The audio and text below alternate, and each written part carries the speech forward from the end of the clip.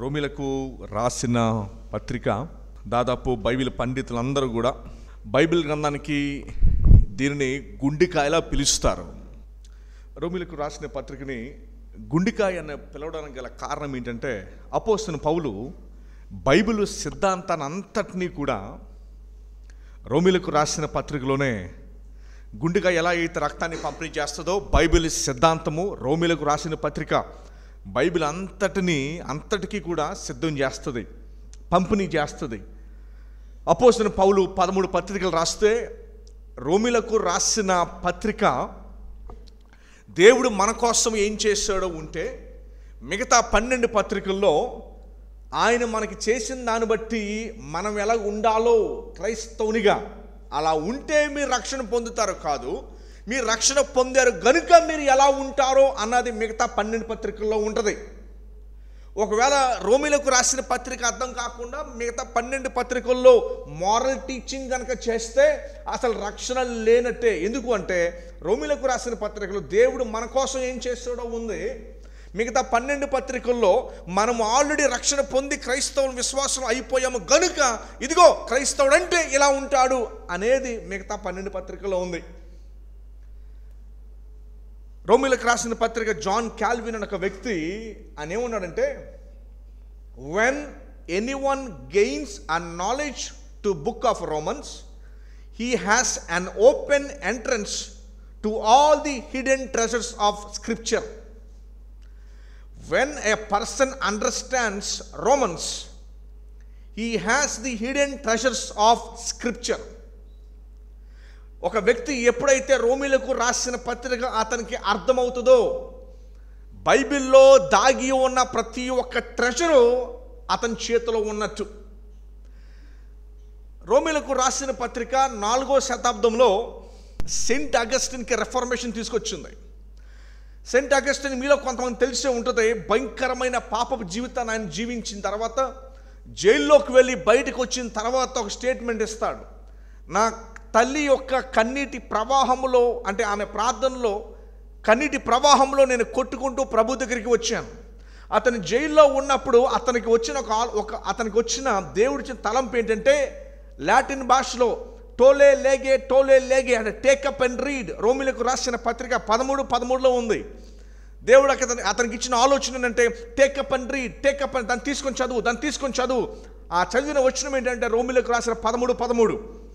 Saint Augustine ఏదైతే, నేను దాన్ని మనం చదవనవసరం లేదు కానీ, సెయింట్ అగస్టిన్ క్రైస్తవ థియాలజీని షేప్ చేశాడు.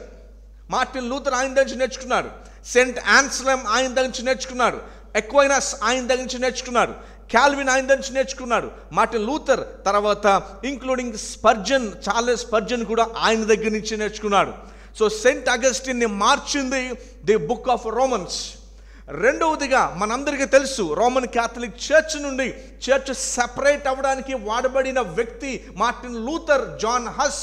At the same time Martin లూథర్కి దేవుడు చూపించిన వచనం ఏంటంటే, రోమిలకు రాసిన పత్రిక 1వ అధ్యాయము 17వ వచనం, నీతిమంతుడు విశ్వాసం మూలమున జీవింతును అనే వచనాన్ని దేవుడు ఆయనకి చూపించాడు. బహుశా లూథర్ స్టోరీ మీరు కనుక ఎరుగుంటే, కీర్తన 31వ అధ్యాయము 1వ వచనం 3వ లైన్లో ఏముంటుందంటే, దేవా నీ నీతిని బట్టి నన్ను రక్షించుము అని అంటాడు. లూథరు ఒక ప్రొఫెషనల్ లాయర్. ఆ ప్రొఫెషనల్ లాయర్ నుండి అతనికి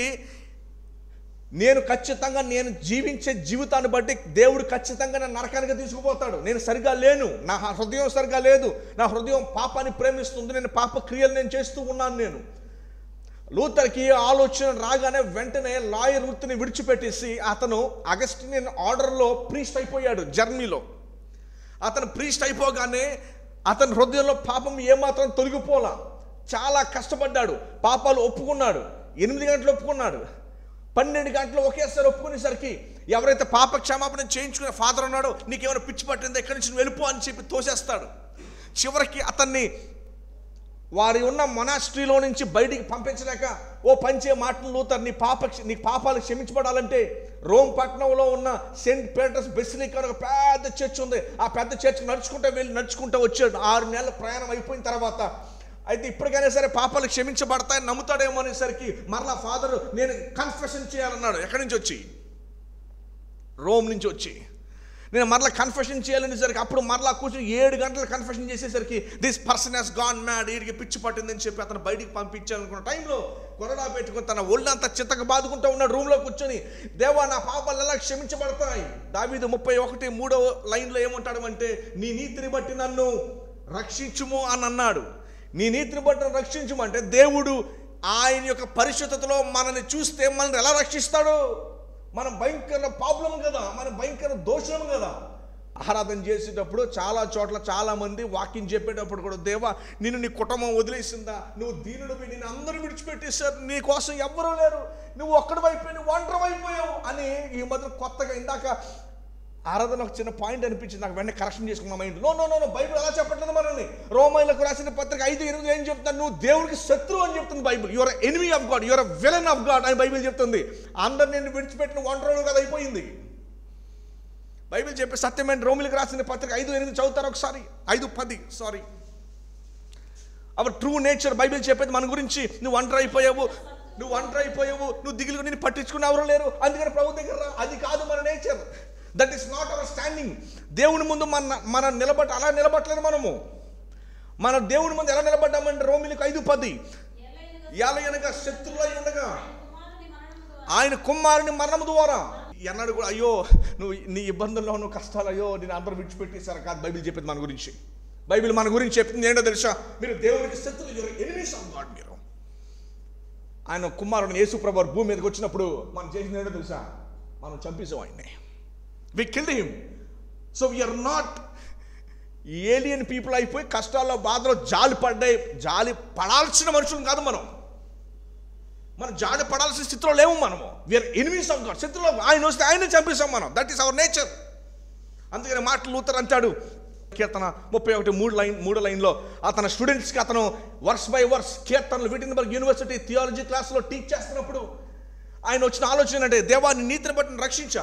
ఆయన నీతిని బట్టి కనుక దేవుడు నన్ను చూస్తే నన్ను రక్షించాడు, నన్ను శిక్షించాలి. ఎందుకంటే అంత ఘోరమైన పాపిని నేను అంత ఘోరమైన పాపినైతే నేను 31:3 ఆయన నీతిని బట్టి నన్ను రక్షిస్తాడా చంపుతాడా? రోమా 3:23 మనం చదువుతాము.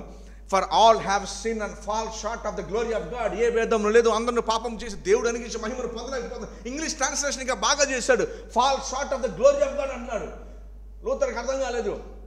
దేవుని నీతిని బట్టి రక్షించాలా? దేవుని నీతిని బట్టి చూస్తే మనం శిక్షించాలి. ఎలా రక్షిస్తారు అసలు? సింపుల్ ప్రశ్న అడుగుతాను నేను. గడిచిన వారం మనం జీవించిన జీవితాన్ని బట్టి దేవుడు మనకి నరకం ఇవ్వాలా, పరలోకం ఇవ్వాలా అని డిసైడ్ చేస్తే ఎడబోతాం మనం. గడిచిన వారం మనం జీవించిన జీవితాన్ని బట్టి దేవుడు మనల్ని ఎక్కడికి పంపించాలని డిసైడ్ చేస్తే ఎక్కడికి పంపించాలి? సరే, గడిచిన వారం వదిలేద్దాం.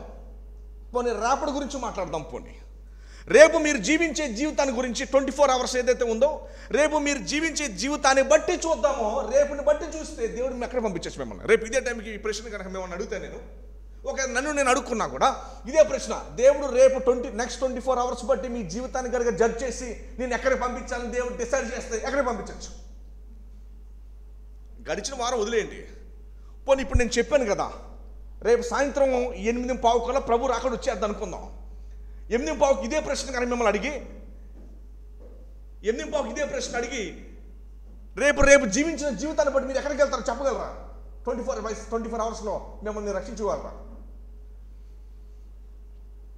అందుకనే లూథర్ అన్నాడు, నా నీతిని బట్టి దేవా నీ నీతిని బట్టి నన్ను రక్షించావు, నీ నీతిని బట్టి నన్ను శిక్షించాలి. నీతిని బట్టి శిక్షించాలి. గమనించండి, మనము రోమీయులకు రాసిన పత్రిక 1వ అధ్యాయం 17వ వచనాన్ని ఇంట్రడక్టరీ ప్రసంగంగా ఈరోజు మనం చూడొచ్చు. లోతుగా ఆలోచించడానికి ప్రయత్నిద్దాం. ఎందుకంటే బైబిల్ మానవుని యొక్క ఆలోచనలకి వ్యతిరేకంగా ఉంటుంది. మనం అనుకున్నట్టుగా బైబిల్ ఉండదు. దేవుడు అనుకున్నట్టుగా మనం బైబిల్ నేర్చుకోవాలి. విచారకరంగా ఈరోజు బైబిల్ని ఈ పాయింట్ కూడా నేను టచ్ చేయాలనుకుంటున్నాను. చాలా ప్రసంగాల్లో బైబిల్లో వచనాన్ని ఒకటి చదివించి ఆ వచనాన్ని చెప్పడం మానివేసి ఇంకోటి ఏదో చెప్తున్నారు. సువార్త ప్రకటించబడిన ప్రతిసారి కూడా అది సువార్త కాకపోవచ్చు. మీకు విషయం తెలుసా, సువార్త గాస్పల్ అనే పదం ఎలాగొచ్చిందో? రోమా ప్రభుత్వం టైంలో కైసరికి మగబిడ్డ పిల్లలు ఎవరన్నా పుడితే ఊర్లోకి వచ్చి డప్పు కొట్టి సువార్తను ప్రకటిస్తున్నాం అని చెప్పేవారు. వాళ్ళ దృష్టిలో సువార్త అంటే ఒక గుడ్ న్యూస్, మంచి వార్త. కైసరికి పిల్లలు పుట్టారనుకోండి, ఎవరన్నా పిల్లలు పుడితే ఊర్లోకి వచ్చి డప్పు వచ్చి వారం రోజులు మీ అందరికీ సెలవులు ప్రకటిస్తూ భోజనం ఫ్రీ ఫుడ్ డిస్ట్రిబ్యూట్ చేస్తున్నాం అని చెప్పి, ఇదిగో సువార్త ప్రకటిస్తున్నాం అని చెప్పి డప్పు వేసేవారంట. ఆ పదం మన గాస్పెల్ అనే పదం న్యూ టెస్టమెంట్లో అలాగే వచ్చింది. సో సువార్త ఏంటి అంటే యేసు ప్రభు గురించిన వార్త మాత్రమే స్ట్రిక్ట్గా మనం తీసుకోకపోతే ఎనీ గుడ్ న్యూస్ని సువార్త అనొచ్చు. రోమా ప్రభుత్వంలో ఎప్పుడైనా కైసరికి పిల్లలు పుడితే కైసరికి ఏదైనా మంచి న్యూస్ చెప్పాలంటే డప్పు వేసి ఏమనిచ్చావు తెలుసా? నేను మీకు సువార్త ప్రకటిస్తున్నాను అని చెప్పేవారు. వీఆర్ గివింగ్ ద గాస్పెల్ అని చెప్పేవారు. సో సువార్తని కనుక మనం నెయిల్ డౌన్ చేయకపోతే, సువార్తని కనుక ఎగ్జాక్ట్గా ఇదే సువార్త అని చెప్పకపోతే, మేము సిలువ వేయబడిన క్రీస్తుని ప్రకటిస్తున్నామని చెప్పి ఎవరైనా చెప్పచ్చు, ఏ డినామినేషన్ చెప్పచ్చు, ఎవరైనా చెప్పచ్చు. ఇది చెప్పకపోతే కనుక యేసుప్రభు కాలంలో సత్యం తెలిసింది ఎంతమందికి? ప్రభుని అంగీకరించింది ఎంతమంది? కనీసం శిష్యులను అంగీకరించారు యేసుప్రభుని?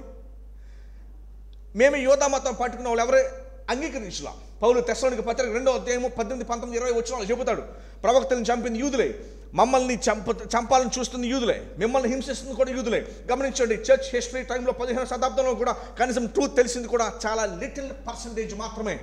ఎంటైర్ హిస్టరీలో సత్యం ఎంతమందికి తెలిసింది అంటే వెరీ స్మాల్ పర్సంటేజ్. అందుకని బైబిల్ ప్రభు చెప్పాల్సి వచ్చింది ఏమని అంటే, అనేకులు పిలువబడతారు, కొంతమంది మాత్రమే ఏర్పరచబడతారని. సో వాక్యాన్ని ప్రకటించేటప్పుడు నేను కొన్ని వచనాలు చదివి ఏది పడితే చెప్పకూడదు. మీకు ఉపమానంగా రోమీలకు రాసిన పత్రిక 1:17 చెప్పక మునుపు ఇంకొక ఉపమానం మీకు చూపిస్తాను. చూడండి, 5వ అధ్యాయం మొదటి వచనం చూడండి ఒకసారి. రోమీలకు రాసిన పత్రికలోనే 5వ అధ్యాయం మొదటి వచనంలో వాక్యాన్ని చెప్పడం అంటే ఏంటి అన్న విషయాన్ని మీకు నేను క్లారిటీ ఇస్తాను. ఇక్కడ చూడండి, 5వ అధ్యాయం మొదటి వచనం. కాబట్టి అని ఉంది. కాబట్టి అని అనగానే, ఇదిగో రక్షణ మీరు సంపాదించింది కాదు, ఇది దేవుడే మీ కొరకు సంపాదించింది. ఇందుచేత మీ రక్షణ విశ్వాసం వలన, రెండో లైను, విశ్వాసము వలన అనగా ఏ విశ్వాసం అంటే దేవుడు మీకు ఉచితంగా ఆయన మీ హృదయంలో పెట్టిన విశ్వాసము వలన, అంటే దాని ద్వారా మాత్రమే మనమందరము అనగా ఆయన రాజ్యంలో ఎవరైతే చేర్చబడతారో, ఎవరైతే ప్రభు ఎన్నుకున్నాడో మనము వారు అనగా అట్టి వారే నీతిమంతులుగా తీర్చబడ్డారు. నీతిమంతులుగా అంటే మనలో అయితే నీతి లేదు, కానీ ఆయన నీతి మనకి ఇవ్వడం బట్టి మనల్ని తీర్చాడు అనగా ఎంచాడు మనల్ని నీతిమంతులుగా. మనలో అయితే లేదు ఆయన. ఇది వచనం వెంబడి వచనాన్ని పదం బై పదం ఎప్పుడైతే చెబుతామో అప్పుడే వాక్యం చెప్పినట్టు. అంతే తప్ప నేను దీన్ని చదివిస్తే నేను ఏదో ఒకటి చెప్పుకుంటూ మీ దగ్గరికి వచ్చేస్తే వాక్యాన్ని చెప్పినట్టు కాదు, మిమ్మల్ని నరకానికి పంపేస్తున్నాడు. ఎందుకంటే మీరు వాక్యం ఉందో ఎప్పుడో అర్థం కాదు అన్నట్టుకి, అందులో ఏముందో చెప్పకపోతే. సో మనము ఇంట్రడక్షన్కి మరి 3 రోజులకి సహాయకరంగా ఈ వచనాన్ని మన బేస్గా మనం చేసుకోబోతూ ఉన్నాం. రోమీలకు రాసిన పత్రిక 1వ అధ్యాయము 17వ వచనాన్ని మనం బేస్గా చూసుకోబోతున్నాము.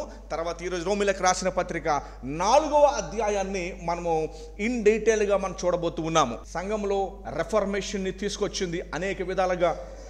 అది ఫస్ట్ నుంచి కూడా it has always been a very interesting and a disturbing letter కూడా. ఏమండి, అట్లాంటి పత్రిక రోమీలకు రాసిన పత్రిక 1వ అధ్యాయము 17వ వచనాన్ని ఈరోజు మనం చూసుకోబోతున్నాము. ఇంట్రడక్షన్ ఏ వచనంగా 17వ వచనం ఈ విధంగా రాయబడి, నీతిమంతుడు విశ్వాసం మూలమున జీవింతును. నీతిమంతుడు విశ్వాసం మూలమున జీవింతును. మీ అందరికీ వచనం బాగా తెలుసు.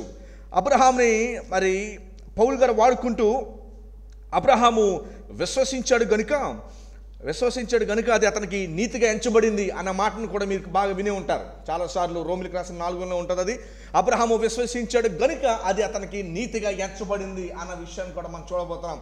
ఎందుకంటే దాన్ని దాదాపుగా చర్చ్ అంతా కూడా రాంగ్ ఇంటర్ప్రిట్ చేస్తారు. నమ్మితే కదా అతను నీతిమంతుడిగా ఎంచబడింది.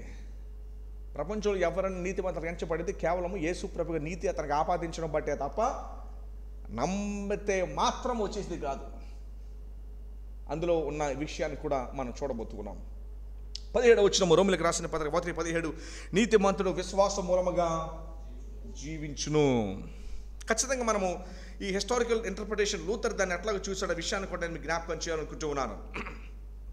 ఒక సందర్భంలో అతను లూథర్ లాయర్ నుండి ప్రీస్ట్ అయ్యాడు. అగస్టిన్ ఆర్డర్లో అతను ప్రీస్ట్ అయిన తర్వాత ఫస్ట్ రోజు మాస్ని పెర్ఫామ్ చేస్తున్నాడు. వాళ్ళు మాస్ అంటారు కదండి. వాళ్ళు ఫస్ట్ రోజు మాస్ పెర్ఫామ్ చేస్తుంటే అతని చేతులు ఇలా వణికిపోయినాయి. హిస్ హ్యాండ్స్ వర్ షేకింగ్. అతని చేతులు వణికిపోయేసరికి అతని చుట్టుపక్కల ఫ్రెండ్స్ అందరూ కూడా వచ్చి, ఇట్స్ ఓకే, ఇది ఫస్ట్ టైం నువ్వు మాస్ని చేస్తున్నావు కనుక అందరి ముందు ప్రసంగం ఫస్ట్ సారి చెప్పే ఎవరికైనా కూడా కొంచెం స్టేజ్ ఫియర్ ఉంటుంది. ఇట్స్ ఓకే, రెండోసారి నువ్వు చేసే టైంకి నువ్వు సెట్ అయిపోతావు, ఏం పర్వాలేదని చెప్పి తన చుట్టుపక్కల వాళ్ళందరూ కూడా తనని కంఫర్ట్ ఇచ్చారు. అప్పుడు ఆయన సైలెంట్ అయ్యి తిరిగి అంటాడు, నేను నా చేతులు వణికింది ఫస్ట్ టైం, అంటే మాస్ అంటే రొట్టె విరచడం ప్రభు బల్ల టైంలో నా చేతులు వణికిని ఫస్ట్ టైం గురించి కాదు. నా చేతులు వణికింది నాట్ బికాస్ ఆఫ్ దాట్. నా చేతులు ఎందుకు వణికిందో తెలుసా? అతి పరిశుద్ధమైన దేవుని ఎదురుగా పాపినైన నన్ను, నేను ఎంత పాపని నాకు తెలుసు, నాకు అంత మోస్ట్ హోలీ గాడ్ యొక్క బాడీ నేను విరుస్తుంటే నా పాపము అది చేయలేకపోయి నా చేతులు వణికిపోయి అని చెప్తాడు డెడ్ సీరియస్గా. ఈయన చెప్పిన మాట అతను రెక్టర్ ఉంటాడు, సుపీరియర్, అతను కూడా ఏం అర్థం కాలేదు అతను ఏం చెప్పాడు. తర్వాత లూథర్కి ఎంత హిస్టరీని డివైడ్ చేస్తాడో కూడా అప్పుడు ఎవరు ఎక్స్పెక్ట్ చేయలే. So he did not knew why, అసలు ఆ మాట ఎందుకన్నాడో కూడా అర్థం కాల. ప్రశ్న ఏంటంటే,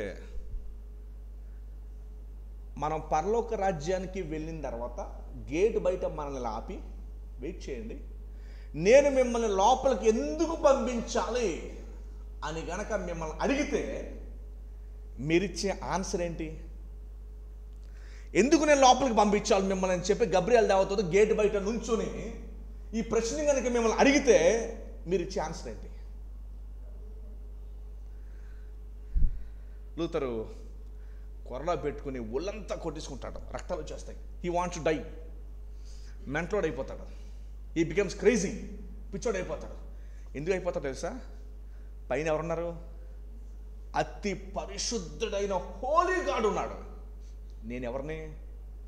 ఐఎమ్ వర్స్ట్ సిన్నర్, భయంకర పాపిని నేను. అలాంటి పరిశుద్ధమైన దేవునికి ముందు భయంకరమైన ఘోర పాపినైన నేను ఎప్పటికీ అసలు ఆయన దృష్టిలో నేను నీతిమంతుడిగా ఎలా అవ్వగలను? నేను ఏం చేస్తే అవ్వగలను? నా చేతులు నరికేసుకోనా? నా కాళ్ళు నరికేసుకున్న పోనీ చాలా మతాల్లో కూడా బ్లేడ్ చివర పెట్టుకుని కొట్టుకుంటారు. ఇలాగా నేను పేరు చెప్పను కానీ మీకు తెలుసు, మన భారతదేశంలో శరీరానికి కణాలు పెట్టుకుంటారు, నడుస్తూ ఉంటారు. లూథర్ కూడా ఇదే డౌట్ వచ్చింది. అంత మోస్ట్ హోలీ గాడ్ ముందు గవర్నమెంట్ పాపిని నేను ఎట్లాగా పరిశుద్ధిని అవ్వగలను? అవ్వలేనని ఫిక్స్ అయిపోయి ఎలాగైనా సరే పరిశుద్ధిని అవ్వాలని చెప్పి నేను అంతా చేశాను. నేను మోకాల మీద రోమ్కి మెట్ల మీద ఎక్కాను. నేను నా శరీరాన్ని కష్టపెట్టాను, తిన్న మానేశాను. నేను ఆఖరికి నాకు ఇంకా నా పాప భీతి పోక కొరడా పెట్టి నా శరీరాన్ని కొట్టుకుని రక్తం కూడా వచ్చేస్తుంది, కానీ లోపల మారట్లేదు. నేను ఏం చేస్తే ఏంటండి అది? What shall I do? నేను ఏం చేస్తే నాలోని పాపం పోతుంది? చచ్చిపోయే ముందు ఈ 1:17 వచ్చిన దేవుడు ఆయనకు చూపిస్తాడు. లూథర్, మనుషుడు రక్షణ పొందేది నువ్వు ఏం చేస్తే దాని మీద లేదు. అసలు నువ్వు ఏమీ చేయలేవు, నువ్వు నథింగ్ కాంట్రిబ్యూట్స్. అప్పుడు అంటాడు ఈ మాట, నీతిమంతుడు విశ్వాసం మూలముగా. ఎఫెసీ 2:8 చూడండి. 2:1 ఏమని రాయబడి ఉందంటే, మనం విశ్వాసం నేను చదువుతానమ్మా.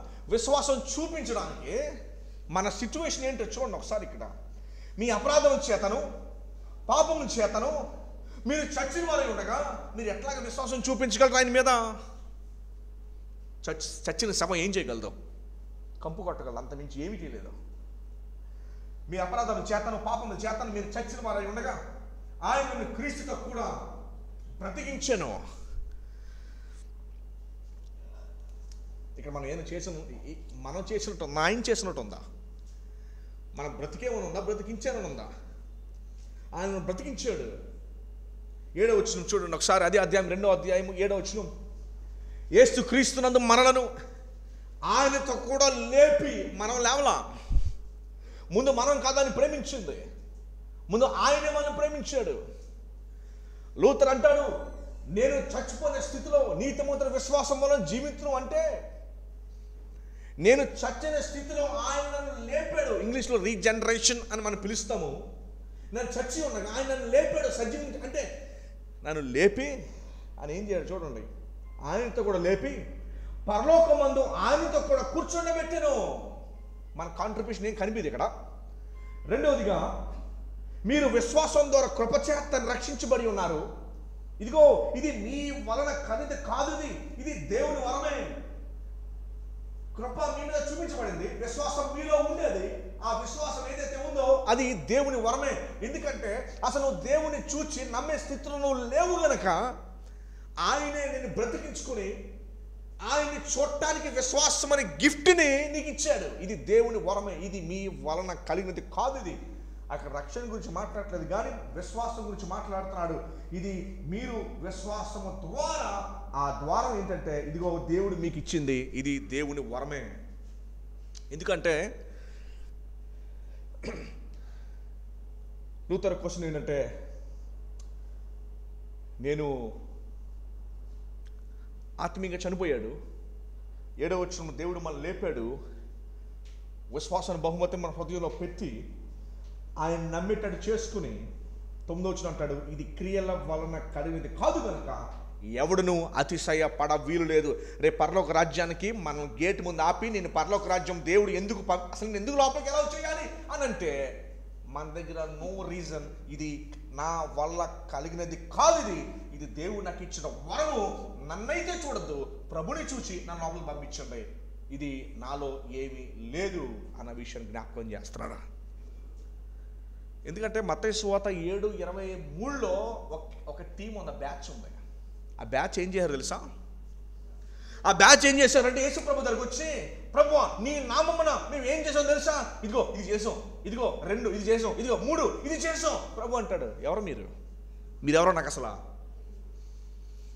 పౌలు గారు మాట్లాడి, if any man may boast let him boast in Christ alone, salvation విషయంలో. రోమీయులకు రాసిన పత్రిక 1వ అధ్యాయము 17వ వచనానికి మనం వచ్చేద్దాం.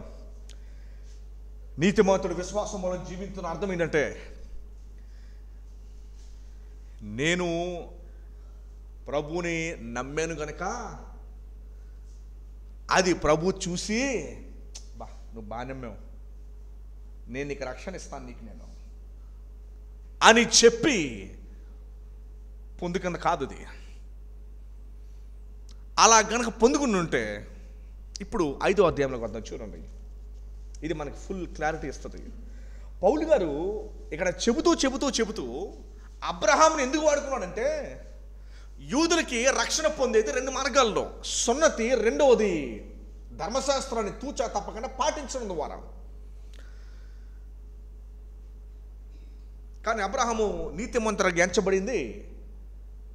అసలు సున్నతి జరిగింది, ఇష్మాయిల్ చేసింది 87వ సంవత్సరం, దాదాపు 13 years తర్వాత ఇష్మాయిల్ సున్నతి చేశాడు. ఇక ధర్మశాస్త్రం వచ్చింది అయితే 600 సంవత్సరాల తర్వాత మోషే టైంలో వచ్చింది ధర్మశాస్త్రం. ఈ 2 లేనప్పుడే అబ్రహాం ఏమయ్యాడు?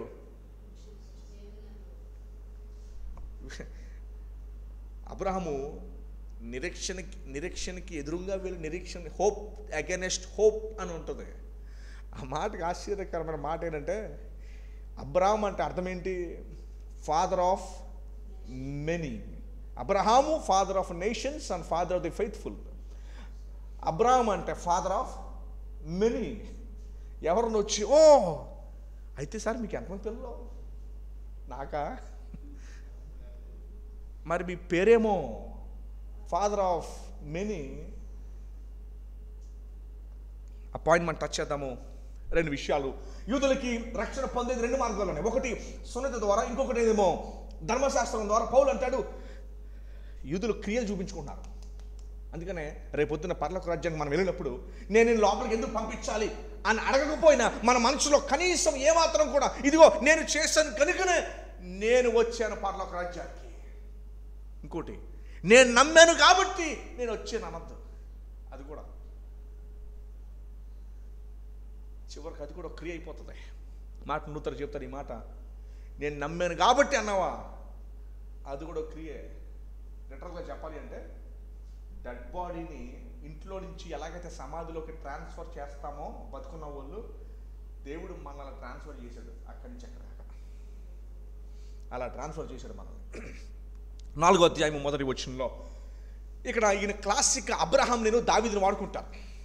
ఎందుకంటే అబ్రహాంకి దావీదుకి ఇద్దరికి క్లియర్గా అర్థమైంది. మా బట్టి కాదు, ఎందుకంటే అసలు మా బట్టి అవ్వడానికి అబ్రహాం విషయంలో ఆ రెండూ లేవు. ధర్మశాస్త్రం లేదు, క్రియలు చూపించడానికి, అట్ ద సేమ్ టైం సున్నతి కూడా లేదు. అసలు ఈ రెండూ లేనప్పుడు ఎట్లా నీతిమంతుడు ఎంచబడ్డాడు? 4వ అధ్యాయం 1వ వచనం. కాబట్టి శరీర విషయమై జనరల్గా 4వ అధ్యాయం 5వ అధ్యాయం కనుక మీకు చదువుతూ ఉంటే అసలు ఏం అర్థం అవుతుంది 4-5 ఏం జరుగుతుంది అనేది. రోమన్స్ పత్రికలో 4-5 మీరు జనరల్గా బైబిల్ ఓపెన్ చేసి ఉదయం సండే ఆర్ ఎనీ మార్నింగ్ మీరు చదివితే కనుక అది కొంచెం డీటెయిల్గా మనం చూడబోతున్నాం. కాబట్టి శరీర విషయమై అంటే యూదులు ప్రకారంగా మన మూల పురుషుడగు అబ్రహామునకు ఏం దొరికినని మన అందము. గమనించండి, ఆ పౌలు ఏం చేస్తాడంటే అబ్రహాం ఎలాగైతే ఈ రెండూ లేనప్పుడు రక్షణ పొందాడో అక్కడ నుండి ఈ రోజు దాకా ఫర్ ఎవర్ ఎవరైనా రక్షణ పొందేది కేవలము ఇలాగే అని చెప్తున్నాడు. ఎలాగా? త్రూ ఫెయిత్ అని చెప్తున్నాడు. 2వ వచనం, అబ్రహాము క్రియల మూలముగా నీతిమంతుడని తీర్చబడిన ఎడల అతనికి అతిశయం అవుతుంది, అది అతిశయ కారణం అవుతుంది. అతిశయ కారణం కలుగును కానీ అది దేవుని ఎదుట కలగదే. ఎఫెసీయులు 2:8 ఇది మీ వలన కలిగినది కాదు కదా. ఒకవేళ అబ్రహాముని మీరు గొప్పగా చూస్తున్నారేమో, అసలు అబ్రహాము రక్షణ పొందింది ఎలాగో తెలుసా? ఇదిగో అతని వల్ల కాదు, అసలు అతని వల్ల కాదు రక్షణ పొందింది. 3వ వచనం, లేఖనం ఏం చెప్తుంది?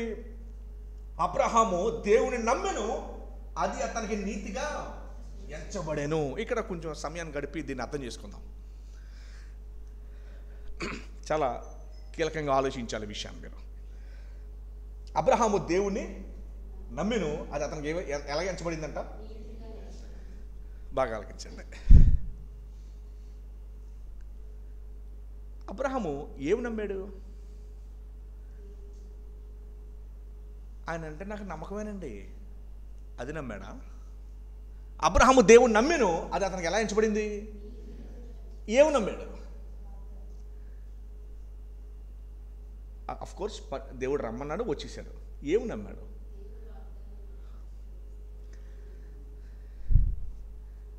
ఏమి నమ్మాడు? ఓహో దేవుడే ఆయన నాకు చాలా నమ్మకమైన విశ్వాసం ఆయన నాకు, అదా? వాగ్దానాన్ని నమ్మాడు, ఇంకా మాటను నమ్మాడు, ఇంకేమి నమ్మాడు? అబ్రహాం దేన్ని నమ్మాడు తెలుసండి? యోహాను 8:56 చదవండి.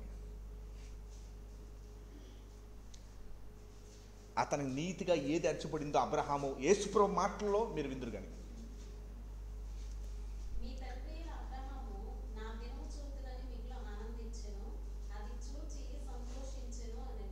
ఆగండి.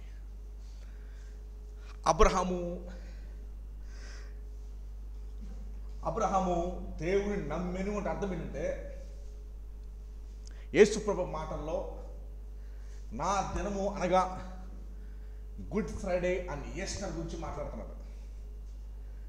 నేను సిలువ మీద చేసే ఆ యొక్క finished work of on the cross, finished work of Christ, యేసు ప్రభు చేసిన సిలువ యాగాన్ని నమ్మటం ద్వారా ఇతను నీతిమంతుడిగా ఎంచబడ్డాడు. అనగా ఇందులో 2 లేయర్స్ని చూడాలి మనం. ఫస్ట్ లేయర్ ఏంటంటే అబ్రహాము నమ్మింది ఏంటంటే ఇంగ్లీష్లో బాగా రాయబడి ఉంటుంది, Abraham saw my day and he rejoiced. అది ఏ రోజు? అది గుడ్ ఫ్రైడే అండ్ ఈస్టర్. దాన్ని చూసి రిజాయిస్ అయ్యాడు. ప్రపంచంలో ఏ ఒక్కడు నీతిమంతుడిగా ఎంచబడాలన్నా ఒకటే మార్గం, త్రూ క్రైస్ట్. సో పాత నిబంధనలో ఉన్న సెయింట్స్ ముందుకు చూస్తే, ఓల్డ్ టెస్టిమెంట్లో ఉన్న సెయింట్స్ మనం వెనక్కి చూస్తున్నాం. ఏది? Christ on the cross. అబ్రహాము ఎదరికి చూచి దాన్ని నమ్మాడు. నా ఫర్గివ్నెస్ ఆఫ్ సిన్స్, నా నీతికి కారణభూతుడు జీససే. నా నీతికి కారణభూతుడు యేసు ప్రభు వారే. 2వ వచనంలో అబ్రహాము, 3వ వచనంలో అబ్రహాము దేవుడిని నమ్మెను అంటే ఆయన అది నీతికి ఎంచబడిందంటే యేసు ప్రభు వారి యొక్క నీతి అబ్రహాం అకౌంట్లో జమ చేయబడింది.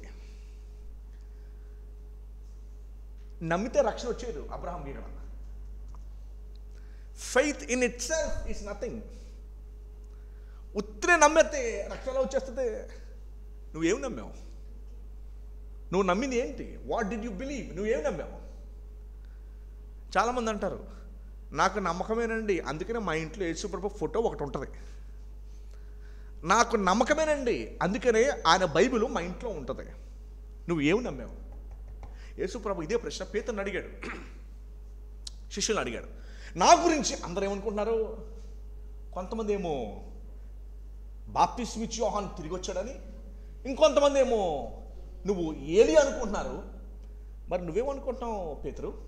నువ్వు క్రీస్తు అన్నాడు, అంటే రావాల్సిన దైవపుత్రుడు మెస్సైవు అని అతను ఆన్సర్ ఇచ్చాడు. అప్పుడు ప్రభు అన్నాడు, నువ్వు కరెక్ట్గా ఆన్సరు యు ఆన్సర్డ్ రైట్లీ. ఈరోజు కూడా ప్రభు గురించి చాలామందికి చాలా ఆలోచనలు ఉన్నాయి. ప్రభు నాకు మేలు చేస్తాడని, నన్ను ఆస్తిపరుడుగా చేస్తాడని దాని మీద నేను టచ్ చేయను. కానీ ఓ మాట చెప్పి ముగిస్తాను నేను ఆ ఒక్క విషయాన్ని. మనుషులు ఆయన స్వారూప్యంలో చేయబడ్డ మనము ఆయన్ని ప్రేమించడం మానేసి మనము మనల్ని, లోకాన్ని ప్రేమిస్తున్నాం. ఇప్పుడు ఆయన చనిపోయి తిరిగి లేచింది. ఇక మీదట మనల్ని, లోకాన్ని ప్రేమించకుండా తిరిగి ఆయన్ని ప్రేమించేటట్టు చేయటానికి ఆయన చనిపోయాడు. నేను మరలా ఆదివారం వచ్చి, శనివారం, మంగళవారం వచ్చి నన్ను ప్రేమించుకోవడానికి నాకు ఇవన్నీ కావాలి అని అంటే అసలు నీకు రక్షణే అర్థం కాల. నీకు యేసు ప్రభు వారు, మనం ఏం చేసామంటే మనుషులందరం బై నేచర్ ఆయన స్వారూప్యంలో చేయబడ్డ మనము మొదటి ఆజ్ఞ ఏంటి అని ధర్మోపదేశకుని ప్రభు అడగగానే ధర్మోపదేశకుడు ఏమన్నాడు తెలుసండి? లోక 10:27 నీ దేవుడు యెహోవాను 1, 2, 3, 4 శక్తితో ప్రేమింపవలెను. ఏమండి? ప్రేమింపవలెను అని రాయబడి ఉంది. మనుషులు ఆయన్ని ప్రేమించడం మానివేసి తమ్మును, లోకంలో ఉన్న వస్తువులను ప్రేమిస్తే ప్రభు మరలా తిరిగి వచ్చి ఆయన్ని ప్రేమించేటట్టు చేసుకున్నాడు. నేను మరలా సండే మార్నింగ్, మంగళవారం, శుక్రవారం, శనివారం వచ్చి నన్ను ప్రేమించుకుంటాను, నాకు సహాయం చేయండి దేవా అని అనకూడదు. నేను నిన్నే ప్రేమిస్తానని చెప్పాలి. అందుకనే మొదట ఆజ్ఞ, నీ దేవుని యెహోవాను పూర్ణ బలము, శక్తి, ఆత్మతో నువ్వు ఆయనని ప్రేమించాలనుంది. అందుకే నా ఆజ్ఞలు బరువని ఎందుకు కాదో తెలుసా? పౌలు అంటాడు, క్రీస్తు ప్రేమ నన్ను బలవంతం చేయించున్నది అన్నాడు. మన టాపిక్లోకి వచ్చేద్దాము. 4వ అధ్యాయం 3వ వచనం. అబ్రహాము దేవుడు నమ్మెను, అది అతను నీతిగా. అబ్రహాము ఏమి నమ్మాడు అంటే యేసు ప్రభు యొక్క ఫినిష్డ్ వర్క్, ఆయన చేసిన బలియాగాన్ని అది నమ్మడం ద్వారా అది అతనికి నీతిగా ఎంచబడింది. ఒట్టి విశ్వాసము అబ్రహాము నమ్మాడు కాబట్టి అతను రక్షణ పొందలేదండి. అబ్రహాము నమ్మాడు కాబట్టి కాదు రక్షణ పొందింది. అతను దేన్ని నమ్మాడు అంటే యేసుప్రభు యొక్క శిలువ యాగాన్ని నమ్మాడు కనుక ఈ యేసుప్రభు యొక్క నీతి, పరిశుద్ధత ఈయనకి ఆపాదించబడింది గనుక ఈయన రక్షణ పొందాడు. నమ్మినందుకు కాదు. ఈయన నమ్మినందుకు కాదు రక్షణ పొందింది. ఈయన దేన్ని నమ్మాడు అంటే యేసుప్రభుకి శిలువ యాగాన్ని నమ్మాడు కనుక ఆయన క్రెడిట్ ఏదైతే ఉందో, నీతిని, పరిశుద్ధతను అబ్రహాముకి ఇవ్వడం ద్వారా అది నీతిగా ఎంచబడింది అతనికి. అర్థమైందండి? సో అబ్రహాము విశ్వసించాను, నీతిమంతుడు ఎంచబడ్డాడు. ఎలా నీతిమంతుడు ఎంచబడ్డాడు అంటే క్రీస్తు యొక్క నీతి, పరిశుద్ధత ఈయనకి ఆపాదించబడింది. అట్లాగే ఇతను నీతిమంతుడు అయ్యాడు. కేవలం నమ్మినందుకు కాదు ఇతను రక్షణ పొందింది. అది bottom line point. Therefore అని చెప్పి బాటమ్ లైన్ పాయింట్ ఏంటంటే, అబ్రహాము దేవుడు నమ్మెను, అది అతను నీతిగా. ఎలా నీతిమంతుడిగా ఎంచబడ్డాడండి? నమ్మాడు కాబట్ట. దేని నమ్మాడు, అది నమ్మడాన్ని బట్టి ఇది ఇతనికి ఆపాదించబడింది. అట్లాగే అతను నీతిమంతుడిగా కంటిన్యూ చేసుకున్న తర్వాత మాట చూడండి. దీనికి అర్థం పడుతూ నెక్స్ట్ మాటలు ఏమంటున్నారు చూడండి. పని చేయడానికి జీతం ఏమవుతుంది? అబ్రహాము ఒకవేళ విశ్వసించుంటే కనుక దేవుని యొక్క రక్షణ రుణమవుతుంది. అర్థమైందండి? అబ్రహాము విశ్వసించుంటే, నమ్ముంటే అతనికి ఏమయ్యేది? రుణమయ్యేది. సో రెండో పాయింట్, దేవుడు మనకి ఏం నేర్పుతున్నాడంటే, అబ్రహాము నమ్మడానికి గల కారణం కూడా దేవుడు అతనికి ఇచ్చిన ప్రేరేపణ, బ్లెస్సింగ్ ఫెయిత్. ఎఫెసీ 2:8. కల్దీలకు చెందిన వ్యక్తి అసలు దేవుడు నమ్మాలని ఆయనకి ఎలా తెలుస్తుంది అసలు? అంటే దేవుడు ఆయన ముందుగా ప్రేమిస్తే తప్ప. అందుకని కింద మాట ఏమన్నా చూడండి. పని చేయడానికి జీతం ఏమవుతుందంట? రుణమే కానీ దానమని ఎంచబడదు కదా. అబ్రహాము నమ్మినందుకు కాదు అతనికి రక్షణ దొరికింది, నీతిమంతులు ఎంచబడింది. దేవుడు అతను నీతిమంతులుగా తీర్చాడు. రోమా 8:30. ముందుగా మరియు ఎవరిని ముందుగా నిర్ణయించినో వారిని పిలిచాను,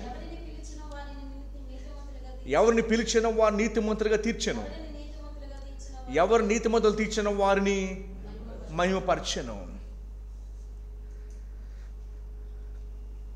సో ఆ వచనం మనకు క్లియర్గా అర్థమైపోతుంది. అక్కడ పని చేయడానికి జీతం ఏమవుతుందంట? రుణం అవుతుందంట. కానీ అది అన్నటికీ కూడా దానము. కానీ ఎఫెసీ 2:7 మనం చదివాం, 2:8 ఇది మీ వలన కలిగినది కాదు, ఇది దేవుని వరమే. అబ్రహాం ఏం చేశాడు? అబ్రహాం ఏం చేశాడు చెప్పనా? అబ్రహాం ఏం చేశాడంటే, నీ బిడ్డల ద్వారా, నేను నీ సంతానం ద్వారా ఇదిగో నేను ఇంత చేస్తానని చెబితే, అబ్బే ఇద్దరు మాట్లాడుకుని హాగర్తో ఇష్మాయిల్ కన్నం చూసాం. అది అబ్రహాం చేసింది. రెండోది ఏం చేశాడో తెలుసా? అబీమెలెక్కి, నా వైఫ్ కాదు ఈవిడి, మా సిస్టరు. అబీమెలెక్ అంటాడు, ఏమయ్యా నేను ఏం చేశాను నేను అంటాడు. అబీమెలెక్, దేవా నా తప్పేం కాదు, ఇది తప్పెవరిదే? అతను అబద్ధం చెప్పాడు, నేను తప్పు చేశాను. అప్పుడు అబ్రహాం అంటాడు, అబీమెలెక్ వెంటనే ఆయన దగ్గరికి వచ్చేసరికి, ఈ దేశంలో దేవునికి భయపడేవాడు ఎవడో లేడని నేను అబద్ధం చెప్పాను. వాస్తవానికి అక్కడ ఇద్దరిలో నమ్మకస్తులు ఎవరో తెలుసా? అబీమెలెకే, అబ్రహాం కాదు అక్కడ. ఇక అబ్రహాం కన్నా అబీమెలెక్ ప్రూవ్ చేసుకున్నాడు, నీకంటే దేవునికి భయపడేవాడు నేనేనని స్పష్టంగా పడుతుంది. అక్కడ వెళ్ళిపోయాడు అబీమెలెక్. తనకి ల్యాండ్, బోల్డ్, ఆస్తి ఇచ్చి కూడా పంపిస్తాడు. అక్కడ విశ్వాసం చూపించి ఎవరో తెలుసా? దేవునికి భయపడిన ఎవరో తెలుసా? అబీమెలెకే. అందుకనే ఓల్డ్ టెస్ట్మెంట్లో యోసేపు, మోషే, దావీదు, అబ్రహాము, యెహోషువ కన్నా మన బెస్ట్ రోల్ మోడల్ క్రైస్ట్ ఒక్కడే. అందుకనే ఓల్డ్ టెస్ట్మెంట్ క్యారెక్టర్స్ నుంచి బైబిల్ క్యారెక్టర్ స్టడీ చేయటం చాలా డేంజరస్. వాళ్ళు పర్ఫెక్ట్ అయి ఉంటే వాళ్ళతో ఆపేతులు ప్రభు. వాళ్ళు పర్ఫెక్ట్ కాదు కాబట్టి మనకి జీసస్ క్రైస్ట్ కావాలి. కనుకనే మన రోల్ మోడల్, మన క్యారెక్టర్ స్టడీ కూడా ఈయనే చేయాలి. They are not perfect, only Christ is perfect. 4వ వచనం. సో అబ్రహాముకి రక్షణ రుణమా దానమా? రుణమా దానమేండి. 5వ వచనం. పని చేయక, ఏ పని? ఇంట్లో పని కాదు, రక్షణ కొరకు పని చేయక. 5వ వచనంలో, భక్తిహీనుని నీతిమంతునిగా తీర్చు వాని యందు. ఏమంటే భక్తిహీనుని అనగా మనము, నీతిమంతునిగా తీర్చు వాని యందు, యేసు ప్రభు యందు విశ్వసించు వానికి వాని విశ్వాసము నీతిగా ఎంచబడుచున్నది. ఆ ప్రకారమే 6వ వచనం, క్రియలు లేకుండా దేవుడు ఎవరిని నీతిమంతులకు ఇచ్చినో ఆ మనుష్యుడు ధన్యుడని దావీదు కూడా ఫస్ట్ అబ్రహాంను వాడుకున్నాడు. ఎందుకు అంటే ఇక్కడ ఆర్గ్యుమెంట్ ఏంటంటే, ఒక వ్యక్తి నీతిమంతుడిగా ఎలా తీర్చబడతాడు. ఇందాక మీకు స్టార్టింగ్లో మీకు వివరించాను నేను. మార్టిన్ లూథర్ ఆయన గమనించింది ఏంటంటే, నీ నీతిని బట్టి నన్ను రక్షించు మన దావీదు అన్నాడు. అసలు దేవుని నీతిని బట్టి మనల్ని చూస్తే మన పరిస్థితి ఏంటి? ఇందాక మీరు ప్రశ్న అడిగాను. లాస్ట్ వీక్ బట్టి మన డెస్టినీ నిర్ణయించాలంటే మనం ఎక్కడికి వెళ్తాం? పోనీ ఇది అర్థమైందని మీకు? పోయిన వారమంతా మనం జీవించిన జీవితాన్ని బట్టి ఈరోజు దేవుడు మనల్ని ఎక్కడికి పంపించాలని నిర్ణయిస్తే మీరు ఎంతమంది పరలోకానికి వెళ్తారు? లాస్ట్ వీక్ మీరు జీవించిన జీవితాన్ని బట్టి, మీరు మాట్లాడిన మాటలు బట్టి, దేవుని పరిశుద్ధతలో మిమ్మల్ని చూసుకున్నప్పుడు మీరు ఈరోజు ప్రభు మిమ్మల్ని ఎక్కడి నుంచి పిలిచేస్తారు, మీ పోకడ అయిపోతాయి ఇక్కడ ఈ రోజున. లాస్ట్ వీక్ బట్టి మిమ్మల్ని చూస్తే మిమ్మల్ని ఎక్కడ పంపించాలి? ఎక్కడ పంపించాలి మిమ్మల్ని? అందరూ ఏకాభిప్రాయంలో ఉన్నారు. ఓకే, లాస్ట్ వీక్ కనుక మనకి ప్రశ్న మీరు అనుకోకుండా ఎగ్జామ్ పెట్టేశారు పాస్టర్ గారు, దాన్ని తీసేద్దాం ఇప్పుడు. పోనీ వచ్చే వారం దాకా వద్దు, అంతైతే నువ్వు పట్టలేం. పోనీ నెక్స్ట్ టుమారో, నెక్స్ట్ 24 hours, మీ జీవించిన 24 hours లైఫ్ని బట్టి, ఇది ఇంపార్టెంట్ క్వశ్చన్. ఇది మీ లైఫ్ని బట్టి మిమ్మల్ని ఎక్కడికి పంపించాలని అడిగితే మీరు ఏం ఆన్సర్ ఇస్తారు? 1 day టైం ఉంది కదా ప్రిపేర్ అవడానికి. ఎక్కడికి వెళ్తారు?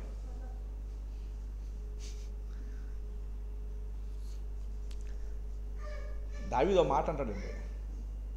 దావీదు ఏమంటాడంటే, దేవా నేను తెలిసి చేసేవి కొన్నైతే నీ గ్రంథం నాకు పూర్తిగా తెలియకపోవటం వలన నాకు తెలియక నేను చేసిన అనేకమైనవి. స్పర్జన్ అంటాడు, ఒకవేళ ఇదంతా నాకు తెలిసినప్పటికీ కూడా అసలు మానవునిగా నాకు అర్హత లేదు అక్కడ అని చెప్పాడు. వచ్చిన కూడా మీకు చూపిస్తాను. యోబు గ్రంథము 4వ అధ్యాయము 16వ వచనము లాస్ట్ లైన్ నుంచి చూడండి. దేవుని సన్నిధిని మర్తులు, ఇంగ్లీష్లో మార్టల్స్ అని ఉంటుంది. మర్తులు అంటే 80 సంవత్సరాలకి కళ్ళు సరిగ్గా కనపడక, పళ్ళు ఊడిపోయి, కాళ్ళు చేతులు కిడ్నీలు లివర్ ఏది సరిగ్గా పనిచేయక క్షీణించి 80కి 90కి చచ్చిపోయే వాళ్ళని ఏమంటారంటే మనుషులు అంటారు. అదే ఇంకో మాట ఏంటంటే మర్తులు, మార్టల్స్.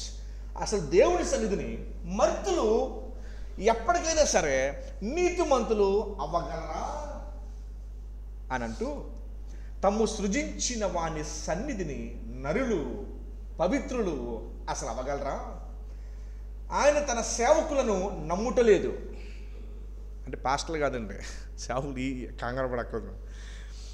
సేవకులు అంటే దూతల గురించి మాట్లాడుతున్నాడు. ఆయన తన సేవకులు నమ్మట్లేదు, దూతల గురించి మాట్లాడుతున్నాడు. తన దూతలు యందు, తన దూతలు పడిపోయిన దూతలు కాదు. యోబు రాయక ముందే దూతలు పడిపోయారు కొంతమంది. 1/3 దూతలు ఆల్రెడీ లూసిఫర్తో పడిపోయారు. ఆ దూతల గురించి మాట్లాడట్లా. తన అంటే ఎవరు? ఆయన దగ్గర ఉన్న తన దూతలు యందు ఆయన ఏం కనుగొంటున్నాడు? ఆ దూతలు ఎక్కడున్నారు? ఎక్కడున్నారండి? ఆయన దగ్గర ఉన్నారంట. వాళ్ళ దగ్గర ఏం కనుక్కుంటున్నాడంట ఆయన? మనం ఎక్కడున్నాం? కింద చదవండి కొంచెం తర్వాత లైన్. జగటమంటి ఎండ్లలో చూడండి, మన డిస్క్రిప్షన్ ఇది. మన డిస్క్రిప్షన్ ఎలా ఉంది చూసారా? జగటమంటి ఎండలలో నివసించే వారు యందు, మంటిలో పుట్టిన వారు యందు, చెమ్మటి చితుకుపోవున్నట్లు చితుకుపోవు వారు యందు మరి ఎన్ని లోపములు కనుగొనును. అదండి, మరి ఎన్ని లోపలు కనుక్కోగలం? తెలియకుండా చేసిన కొన్ని. అసలు బై డెఫినేషన్ దేవుని పరిశుద్ధత ఎంత ఎత్తైందంటేనండి, జనరల్గా పోలీస్ ట్రైనింగ్కి 4.5 feet హై జంప్ పెడతారు. ఆ హై జంప్ తీసుకొచ్చి 10 feet పెట్టారనుకోండి, ఎవరైనా పాస్ అవుతారా? పోనీ 10 feet కదా, 100 feet పెట్టారను కనే కనపడదు. కనీసం 100 feet పెడితే, 1000 feet పెడితే, కిలోమీటర్ పెడితే ఎవరు తగ్గలరు?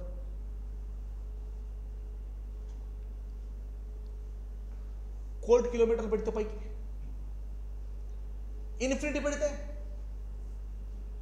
దేవుని పరిశుద్ధత అంత హైట్లో ఉంటే మనం దాన్ని దూకాలి. ఇప్పుడు ఎవరు దూకగలరు? పౌలు అదే అంటాడు, లూథర్ అదే అన్నాడు, ఇట్ ఈస్ ఇంపాసిబుల్. దేవుని దృష్టిలో. అందుకనే రోమా 3:11 నీతిమంతుడు లేడు, ఒకడు లేడు, దేవుని వెతుకువాడు ఎవడూ లేడు, అందరూ ఏకముగా పనికి మాలిన వారైపోయారు.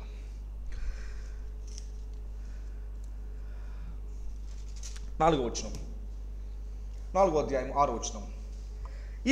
ఆ ప్రకారమే మీకు విషయం తెలుసండి, మనం ఎందుకు బై డెఫినేషన్ నీతిమంతులు అవ్వడం తెలుసా? దాన్ని ఇప్పుడే మీకు ఆన్సర్ ఇస్తాను, చూడండి. 15వ వచనం, 4వ అధ్యాయం 15వ వచనం. ఎందుకు మనం నీతిమంతులు అవ్వడం ఇంపాసిబుల్, ఎందుకో 15వ వచనం ఆన్సర్ ఇస్తుంది, చూడండి. యాలయనగా ధర్మశాస్త్రము ఉగ్రతను పుట్టించును,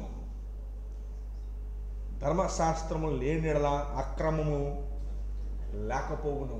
నా అర్థం ఏంటో తెలుసండి? యాలయనగా ధర్మశాస్త్రము ఉగ్రతను, నేను ఇంకా దానిని ఎక్స్ప్లెయిన్ చేయకముందే వచ్చిన వాళ్ళతోనే మీరు అర్థం చేసుకోండి. గలతీలకు రాసిన పత్రిక 3వ అధ్యాయం చూడండి. గలతీలకు రాసిన పత్రిక 3వ అధ్యాయం, ఫస్ట్ లెటర్ కొరింథియన్స్ తర్వాత 3:24 ఈ మాటని ఈ వచ్చిన మర్చిపోద్దండి. ధర్మశాస్త్రం ఏం పుట్టిస్తుందంట? ఉగ్రత పుట్టిస్తుంది. కానీ ధర్మశాస్త్రం లేకపోతే అతిక్రమము మనకి తెలియదంట. ఎందుకు బై డెఫినేషన్ మన నీతిమంతులం కాలేము అంటే 3వ అధ్యాయం 24వ వచనం చూడండి. పౌలు అక్కడ డిబేట్ చేస్తూ ఉన్నాడు. 24వ వచనం ఏమన్నాడు చూడండి. కాబట్టి మనము విశ్వాసం మూలమున నీతిమంతులమని తీర్చబడినట్లు క్రీస్తునొద్దకు మనలను నడిపించుటకు ధర్మశాస్త్రము మనకు బాల శిక్షకుడాయను. ధర్మశాస్త్రము చేసే పని ఏంటంటే 613 చట్టాలు ఒక్కటి మిస్ అవ్వకుండా పాటించాలి. 613 చట్టాలు ధర్మశాస్త్రాన్ని ఒక్కటి మిస్ అవ్వకుండా మీరు పాటించాలి. ధర్మశాస్త్రాన్ని ఒక్కటి కూడా మిస్ అవ్వకుండా, ఒక్కటి మిస్ అయినా అన్ని మిస్ అయినట్టే. ఒక్కటి కూడా మిస్ అవ్వకుండా జీవించగలిగిన వారు ఎవరున్నారు? అందుకని రేపటిదాకా మీకు టైం ఇచ్చాను నేను. నెక్స్ట్ 24 అవర్స్లో బై డెఫినేషన్ మన నీతిమంతులకు ఎందుకు కాలేము అంటే, పర్ఫెక్ట్నెస్. నీ దేవుడు పరిశుద్ధుడు కనుక నీవును పరిశుద్ధులే ఉండాలి. పరిశుద్ధత లేకుండా ఏ ఒక్కడు దేవుడి రాజ్యంలోనికి ప్రవేశించలేదు. సో దేవుడు మన దగ్గర నుంచి అడిగేది ఏంటి? Perfect wholeness. ఇంకో మాట, ఏదైనా వనంలో నుంచి ఎన్ని పాపాలు చేస్తే ఆదాముని బయటికి పంపించాడు, జస్ట్ వన్. మరలా ఆయన సన్నిధిలోకి వెళ్ళాలంటే ఎన్ని ఉండకూడదు. సో రేపు దాకా మనం టైం ఇస్తే ధర్మశాస్త్రం చేసే 12 తెలుసండి, ఒక్కటి మిస్ అయితే అన్ని మిస్ అయినట్టే కదా. సో మనలో ఎవరు కూడా దాన్ని ఫాలో అవ్వలేము కదా. సో ధర్మశాస్త్రం ఏం చేస్తుందంటే 24వ వచనంలో, కాబట్టి మనం విశ్వాసం మూలము నీతిమంతులు తీర్చబడినట్లు అలా అవ్వాలని క్రీస్తునొద్దకు మనలను నడిపిస్తుంది ధర్మశాస్త్రం. ఇదిగోండి 613 మనుషుల్లో మీరెవ్వరూ పాటించలేరు. పాటించిన వ్యక్తి ఒకే ఒకడున్నాడు. అదిగో కలవరి శిలువలో ఉన్న యేసు ప్రభు ఒకడే ఉన్నాడు. మీరందరూ ఆయన దగ్గరికి వెళితే ఆయన పాటించాడు కదా, ఆయన పాటించిన దానిని మీకు ఇస్తాడు. అప్పుడు మీరు నీతిమంతులుగా తీర్చబడతారు. అందుకని అన్నాడు, ధర్మశాస్త్రం మనకి ఏమైందంట? బాల శిక్షకుడు, టీచర్ ఏం చేస్తుంది తెలుసా? Everybody form a line, go there. ధర్మశాస్త్రం చెప్తుంది ఏంటో తెలుసా? Everybody form a line, go there. ఆయన ఆ దేర్లో ఎవరున్నారు? క్రైస్ట్ ఉన్నాడు. బై డెఫినేషన్ మన నీతిమంతులు ఎందుకు కాలం తెలుసా? 613 ఎవరు కూడా ఒక్కటి మిస్ అయినా అని మిస్ అయినట్టే. మనకు ఉన్న హోప్ ఏదైనా ఉంది అంటే క్రైస్ట్ ఒక్కడే. ఎందుకంటే ఆయన ఒక్కడే పాటించాడు. ఆ క్రెడిట్ మనకిచ్చాడు. మనకి ఎలా అయితే ఇచ్చాడో అబ్రహాంకి అలాగే ఇచ్చాడు.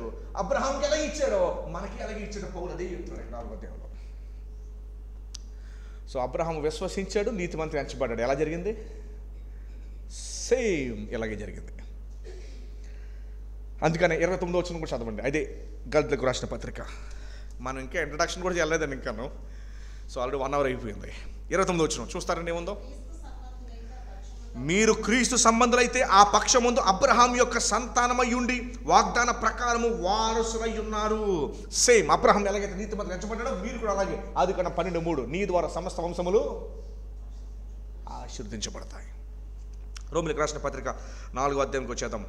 అందుకనే 15 వచనం ఏముందంటే, యాలనగా ధర్మశాస్త్రము ఉగ్రతను, అదే ధర్మశాస్త్రం లేనిడలా దేవుని హృదయం మీకు ఎలా తెలుస్తుంది, ఆయన లా ఎలా తెలుస్తుంది? 6వ వచనానికి వచ్చేద్దాం. ఆ ప్రకారమే 4వ అధ్యాయం 6వ వచనం. ఈరోజు మన ఫైనల్ పాయింట్ ఏంటంటే, ఇంకా మన ప్రసంగం ఫినిష్ చేసుకోకముందు ఫైనల్ పాయింట్ ఏంటంటే, సేమ్ క్వశ్చన్, పరిశుద్ధమైన దేవుడి ఎదురుగా పాపినైన నేను నీతిమంతుడిగా ఎలా అవ్వగలను? అదే క్వశ్చన్. పరిశుద్ధమైన దేవుడి ఎదురుగా పాపినైన నేను నీతిమంతుడిగా అసలు ఎలా అవ్వగలను? నేను హౌ? ఇప్పుడే చూసాము, పాటించడం ద్వారా ఎన్నటికీ అవ్వలేం. పాటించడం ద్వారా ఎన్నటికీ.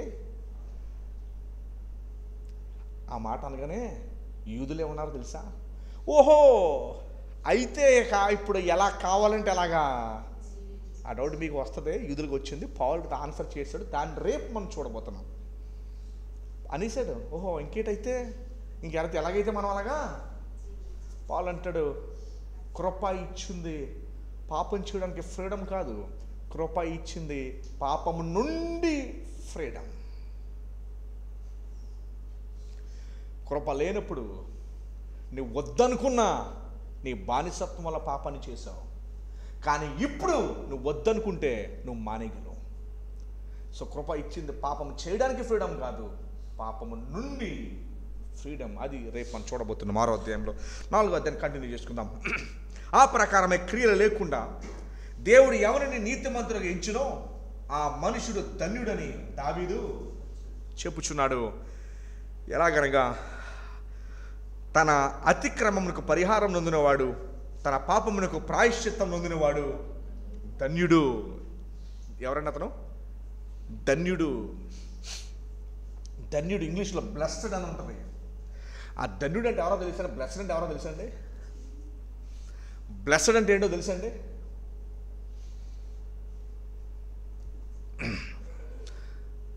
కీర్తన 31వ అధ్యాయము, కీర్తన 31వ అధ్యాయము 16వ వచనం. 31:16 నేను చదువుతాను చూడండి.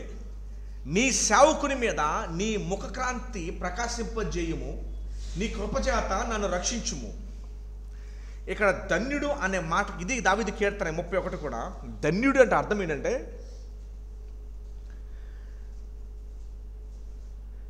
బ్లెస్డ్, బ్లెస్సింగ్, దీవెన, ఆశీర్వాదము. దీవెన, ఆశీర్వాదము. పాత నిబంధన గ్రంథంలో రబ్బాయిలు బెనడిక్షన్ ఇచ్చేవారు. ఇప్పుడు మనకు కూడా సేవకులు బెనడిక్షన్ ఇస్తారు లాస్ట్లో, ఆశీర్వాదం.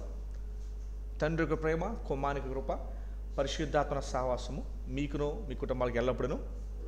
పాత నిబంధన గ్రంథంలో కూడా బ్లెస్సింగ్ ఇచ్చేవారు, బెనడిక్షన్ ఇచ్చేవారు. నువ్వు ధన్యుడు అవుతావు అనే మాట బ్లెస్సింగ్. దాని అర్థం ఏంటంటే, నువ్వు దేవుడి నుంచి దూరం అయిపోయావే ఆదాం వల్ల, ఇప్పుడు మరలా ఆ ఫెలోషిప్లోకి నువ్వు వచ్చావు. అది ధన్యత అంటే. బ్లెస్సింగ్, బ్లెస్డ్ అని అర్థం ఏంటంటే, మరలా ఆ ధన్యతలోకి రావటము. దావీదు భాషలో ఏంటంటే, తన అతిక్రమములకు పరిహారం నొందినవాడు, తన పాపములకు ప్రాయశ్చిత్తం నొందినవాడు ధన్యుడు. మరలా నువ్వు ఆయన ఫెలోషిప్లోకి వెళ్ళినప్పుడు you are blessed, you are blessed. అందుకని దావీదు తన ఎంటైర్ కోరిక ఒకటే ఒక కోరిక, దేవా చిరకాలము యెహోవా మందిరములో నేను నివాసము చేశాను. That is what he desired. అది అతను కోరుకుంది. 8వ వచనం అదే సేమ్ అంటున్నాడు, ప్రభువు చేత నిర్దోషి అని ఎంచబడిన వాడు ధన్యుడు. ఈ ధన్యవచనము సున్నతి గల వారికి. పౌలు గారు దాదాపు ఈ యొక్క ఇదే మాటని మరలా మన 13వ వచనానికి వచ్చేద్దాం. 13వ వచనానికి వచ్చేద్దాం. 14వ వచనం. ధర్మశాస్త్ర సంబంధులు వారసుల ఎడల విశ్వాసము వ్యర్థమగును, వాగ్దానమును నిరర్థకమగును. మన రక్షణ పొందింది ధర్మశాస్త్రాన్ని పాటించడం ద్వారా కాదు. అదే 14 కూడా అంటే 15 యాలనగా 15 చదువుకున్నాం. 14వ వచనం, ధర్మశాస్త్ర సంబంధులు వారసుల ఎడల విశ్వాసము, 16వ వచనం, ఈ హేతువు చేతను ఆ వాగ్దానమును, ఆ వాగ్దానమును, నిరర్థకమగును, వాగ్దానమును నిరర్థకమగును. 15వ వచనం, యాలనగా 15 చదువుకున్నాం. 14వ వచనం, ధర్మశాస్త్ర సంబంధులు వారసులను ఎడల విశ్వాసము, మరి నిరర్థకమవుతుంది. 16వ వచనం, ఈ హేతువు చేతను ఆ యావత్ సంతతికి అనగా ధర్మశాస్త్రం గల వారికి మాత్రము గాక అబ్రహాముకును బట్టి విశ్వాసం అందరికీ కూడా దృఢము కావాలని కృప ననుసరించినదై ఉండినట్లు అది విశ్వాసం మూలతగా అయింది. తర్వాత చూడండి, రోమిలికి అదే 5వ అధ్యాయము మనము మొదటి 2 వచనాలు చూసుకుందాం. అదే విషయాన్ని ఆ కడదాకా తీసుకువెళ్తూ ఉంటాడు. చివరిగా అంటాడు 25వ వచనం 4:25లో, ఆయన మన అపరాధముల నిమిత్తము అప్పగింపబడి మనం నీతిమంతులుగా తీర్చబడుటకై లేపబడినని చెబుతూ 5వ అధ్యాయంలో, కాబట్టి విశ్వాసం మూలమున మనం నీతిమంతులుగా తీర్చబడి మన ప్రభువు అయిన యేసుక్రీస్తు ద్వారా దేవునితో సమాధానము కలిగిందము. ఈ 5వ అధ్యాయం అంతా కూడా మన స్థితిని ఆయన గమనిస్తూ 8వ వచనం చూడండి, అయితే దేవుడు మన ఎడల తన ప్రేమను వెల్లడిపరుచుచున్నాడు. అది ఎలాగో తెలుసా? మనం ఇంకను పాపులమై ఉండగానే క్రీస్తు మన కొరకు స్టిల్ వీఆర్ డెడ్. ఎఫెసీ 2:1 మనం చదువుకున్నాం. అదే 10వ వచనంలో, ఏలైనగా శత్రులుగా ఉండగా ఆయన కుమారుని మరణం ద్వారా మనము దేవునితో సమాధానము పొందాము. చివరి విషయాలు ఏంటంటే, నా ప్రశ్నతో ముగిస్తాను నేను. మనం రక్షణ ఎలా పొందాము? How are we saved? ఎలా పొందాం రక్షణ మనం? మీకు విషయం తెలుసా? చాలామంది విశ్వాసులకి అసలు ఎక్కడి నుంచి రక్షణ పొందామో కూడా తెలియదు. ఎక్కడి నుంచి మీకు రక్షణ అని నేను గడిచిన కాలంలో ఈ ప్రశ్న అడిగితే చాలామంది ఇచ్చిన ఆన్సర్ ఏంటంటే, పాపం నుండి రక్షణ, నరకం నుండి రక్షణ, లేకపోతే సాతాను నుండి రక్షణ. అసలు మనకి రక్షణ ఎక్కడి నుంచి తెలుసండి? ఎవరి దగ్గర నుంచి రక్షణ చెప్తారా? ఎవరి దగ్గర నుంచి అండి? మనకి రక్షణ ఎక్కడి నుంచి తెలుసండి? సరే, వచనం చూద్దాం. యెషయా 53:5 వచనం అయితే ఇంకా మనకి అథారిటేటివ్గా ఉంటుంది. ఎందుకంటే లూథర్ ఒక మాట అన్నాడు, unless you convince be my scripture I will not recant. యెషయా 53 చాప్టర్ 53 5వ వచనాన్ని 3వ లైన్లో మనం ఏం చదువుకున్నామంటే, మన సమాధానార్థమైన శిక్ష అతని మీద పడెను. 10వ వచనం, అతన్ని నలుగొడ్డకు యెహోవాకు ఇష్టమాయెను, ఆయన అతనికి వ్యాధి కలుగు చేశాను. గమనించండి, మనము వ్యతిరేకంగా పాపం చేసిన దేవునికి మన శిక్ష వచ్చేది కూడా దేవుని దగ్గర నుంచే. అందుకనే తెస్సలోనిక పత్రిక 1వ అధ్యాయం 10వ వచనంలో అంటాడు, దేవుని ఉగ్రత నుంచి మనను తప్పించిన. మనకు రక్షణ ఎక్కడి నుంచి తెలుసండి? దేవుని దగ్గర నుంచే. ఎందుకంటే మనం శిక్షించేది ఎవరు? సాతానుడు కూడా నరకంలో ఉంటాడు, అతనిలో శిక్షిస్తాడు? నో, మనకి రక్షణ వచ్చేది ఎక్కడి నుంచి తెలుసండి? దేవుని దగ్గర నుంచే మనకి రక్షణ. సో మన రక్షణ ఎలా పొందాము అంటే, యేసు ప్రభు యొక్క నీతి పరిశుద్ధత మనకు ఆపాదించబడింది. అందుకనే భక్తులు పాడారు, ఏముంది నాలో ఏ పరిశుద్ధత లేదే, అయినా నీవు నన్ను ప్రేమించుదువే. సో యేసు ప్రభు బైబిల్ అంతా మనకు చెప్పే మాట ఏంటో తెలుసా అండి? ఒకటే ఒక మాట, ఆ గుడ్ న్యూస్ ఏంటో తెలుసా? నీ వల్ల కాదు, దేవుడే నీకు దాన్ని చేశాడు. దేవుడు నీకు దాన్ని చేశాడు. దీన్ని బైబిల్ క్లాస్గా భావించొద్దు, ఆదివారం ఉదయం ప్రసంగంలో భావించండి. ఓకే, ఆదివారం ప్రసంగం ఉదయం పూట ఇలానే ఉండాలి. కానీ ఆదివారం ప్రసంగం విచారకరంగా చాలా మందిరాలు ఎలాగ ఉందంటే, ఒక వచనాన్ని చదివి నచ్చింది చెప్పడం, నోటికొచ్చింది చెప్పడం ఎన్నటికీ ప్రసంగం కాదు అది. బాప్తిస్మిచ్చి యోహాను హెరోదియా తెలుసా మీకు? హెరోదియా యొక్క కూతురు సలోమి నాట్యం చేసి అది ఇంప్రెస్ అయిన హెరోదు, నీకు సగం రాజ్యం కావాలో నీకు ఇచ్చేస్తా, నీకేం కావాలో అడుగు, నీకేం కావాలో. బాప్తిస్మిచ్చి యోహాను తల్లిని చాలా అవమానించినందుకు ఈమె అది పర్సనల్ గ్రడ్జ్గా తీసుకుని నాకు అతని తలకాయ ప్లేట్ మీద నాకు కావాలని అడుగుతుంది. అలా అడగడానికి కారణం ఈయన అంటాడు, నీకేం కావాలో అడుగు, నీకు సగం రాజ్యం అని నేను నీకు. పొద్దున ఎవరో ఒక వ్యక్తి వాగ్దానం పెట్టాడు, ఏంటో తెలుసా? నీకేం కావాలో అడుగు, దేవునికి ఇస్తారని చెప్పాడు కింద. ఏది ఈ లైను? ఏ లైను? హేరోదు సొలొమోనుకి ఇచ్చిన లైను ఏంటది? నీకేం కావాలో అడుగు. అది ఉదయం వాట్సాప్లో వచ్చిన వాగ్దానం అంటే తెలుసా? ఇదే, నీకేం కావాలో అడుగు, ఇదే ఇచ్చిన లైను. సో అందుకనే బైబిల్ మనల్ని బెరియన్లుగా ఉండమని చెప్తుంది. బెరియన్లుగా ఉంటే 16వ శతాబ్దంలో ప్యూరిటన్స్ అని ఉండేవారు. సండే స్కూల్ పిల్లలు కూడా ధర్మశాస్త్రం అంతటిని బట్టి పట్టి చెప్పేసేవారు. అందులో ఉన్న పూర్తి సిద్ధాంతాన్ని వారు చెప్పేసేవారు. విచారకరంగా ఈరోజు ఒక యావరేజ్ క్రిస్టియన్కి అసలు ఇందులో ఎన్ని పుస్తకాలు ఉన్నాయని అడిగినా కూడా చెప్పే పరిస్థితి లేదు. ఇంకా క్రీస్తు ఎలా తెలుస్తాడు? అవకాశమే లేదు అసలు. అందుకనే ప్రభు చెప్పాడు, విశాల మార్గంలో అనేక మంది వెళ్తారు, ఇరుకు మార్గమున కనుగొందువారు, వెళ్ళేవారు కాదు, కనుగొనివారు కొందరు అని చెప్పాడు. సో ఫైనల్గా మన రక్షణ ఎలాగో అంటే యేసు ప్రభు చేసిన కార్యాన్ని బట్టే మనకి రక్షణ. రోమిలకు రాసిన పత్రికలో పౌలు చెప్పే పూర్తి మాట ఏంటంటే, ఇదిగో మీ రక్షణ కేవలము ఆయన. ఈ మాట నేను చెప్పి కూడా ముగించాలనుకుంటున్నాను నేను. ఎఫెసీయులకు రాసిన పత్రిక 2:10 కన్క్లూషన్లో ఈ మాటను కూడా చూసి మనం ముగించుకుందాం. ఎఫెసీయులకు రాసిన పత్రిక 2:10లో ఇది కూడా ఒక మేజర్ డౌట్. ఇది కూడా ఏంటి ఆ మేజర్ డౌట్ అంటే, మరి దేవుని కొరకు మీరు ఏదైనా చేస్తే మీకు దీవెన ఆశీర్వాదం వస్తుంది కదా. దేవుని కొరకు మీరు ఏదైనా చేస్తే మీకు ఏమొస్తుంది? వాస్తవానికి బైబిల్ చెప్పే సత్యం ఏంటంటే, మనము రక్షణ పొందుకోవడము దేవుడు మనకిచ్చిన ఆశీర్వాదం. ఇది నేను చెప్పలా, 12:3 నీ ద్వారా సమస్త వంశములు ఆశీర్వదించబడతాయని చెప్పి దేవుడు దావీదుకు, అబ్రహాముకు చెబుతాడు, నీ ద్వారా సమస్త వంశములు ఆశీర్వదించబడతాయి. అది ఎలాగంటే క్రీస్తు యొక్క రక్షణ ద్వారా మనం అందరం దీవించబడి ఆశీర్వాదం పొందాం.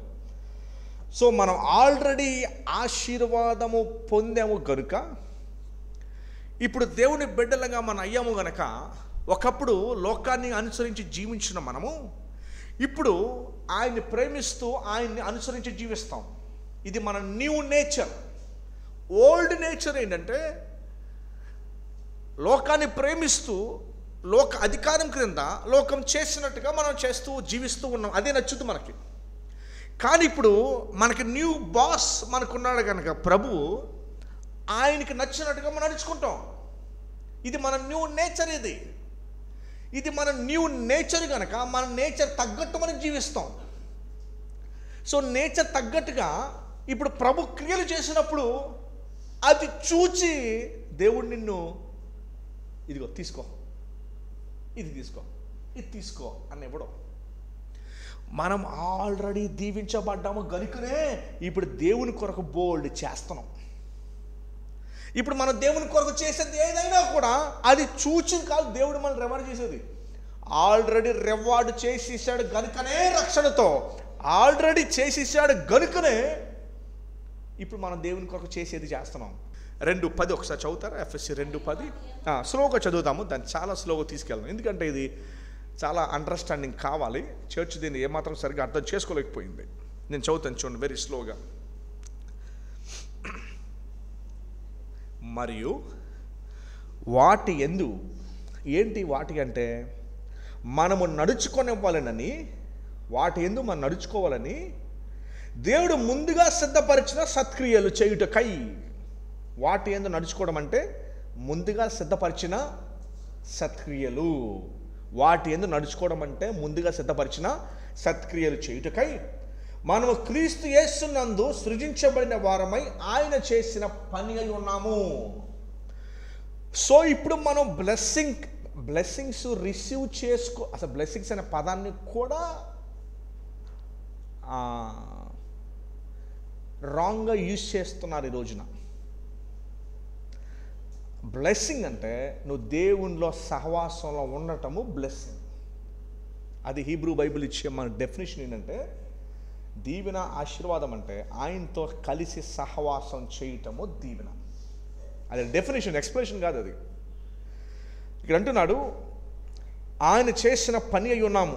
సింపుల్గా దాని అర్థం ఏంటంటే, మనము ఆల్రెడీ దీవెన పొందుకున్నాము గనుకనే ఇప్పుడు దేవుని కొరకు చేసేది చేస్తున్నాం. అంతే తప్ప ఇప్పుడు మనం దేవుని కొరకు చేసేది చూచి దేవుడిని దీవించడం కాదు. ఆల్రెడీ రక్షణ అనే దీవెన వచ్చేసింది గనుకనే, మన నేచర్ మారింది గనుకనే ఇప్పుడు మనం దేవుని కొరకు ఏం చేసినా చేస్తున్నాం. అంతే తప్ప ఇప్పుడు మనం చేసేదాన్ని బట్టి కాదు దేవుడు చూచి మనల్ని, ఓహో బాగా చేసావు తీసుకో. అదే క్రియల మూలమున రక్షణ అయినప్పుడు క్రియల మూలమున దీవెన ఎక్కడి నుంచి వస్తుంది?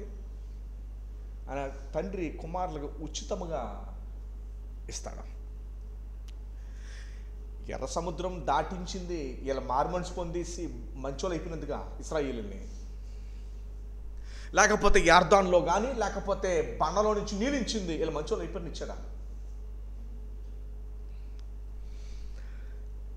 ఆల్రెడీ మనం దీవెన రక్షణ పొందాం కనుక, కొత్త నేచర్లో మనం ఉన్నాం కనుక ఇప్పుడు దేవుని కొరకు ఇవన్నీ మనం చేస్తున్నాం. సేవ, పరిచర్య, ఆయనకి ఇవ్వటం, ఆయన కొరకు శ్రమ పట్టము, ఇతరులని బలపరచడం, ఇదేదైతే మనము రక్షణ పొందిన తర్వాత క్రిస్టియన్స్గా చేస్తున్నామో ఇవన్నీ కూడా బ్లెస్సింగ్ పొందుకున్నాం కనుక ఇవి చేస్తున్నాం.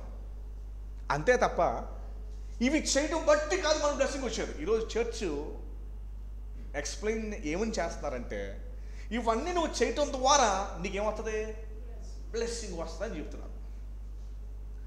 అందుకని మన వాళ్ళు ఇవన్నీ చేసేసి ప్రభువా నీ కోసం చేసేది అని అంటున్నారు. అది చివరికి నడిపించేది ఎక్కడ తెలుసా? నేను నిన్ను ఎన్నడను అంటాడు.